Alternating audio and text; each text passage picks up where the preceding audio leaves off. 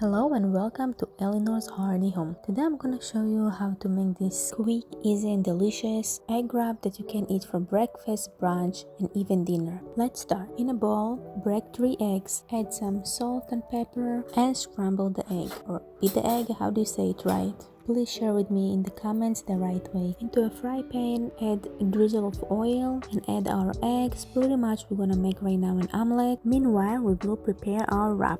I like to spread it with some taco sauce. The spice it has, it works good with eggs. You can just use ketchup or just skip this part. When the eggs look ready but still a little bit watery, we're gonna place our wrap. If you put the sauce, so put it upside down as I did. Flip it over carefully. Now that's the time to add our toppings. Today I add only mozzarella cheese, but tomato and cheese works very good too. Fold it in half and cook the wrap on both sides to give the crispiness to it. For more yummy and quick recipes, please subscribe and share with your loved ones because sharing is caring. Ready to serve, cut it into desired pieces. Look at this melted cheese, looks so good. Quick bite, so good.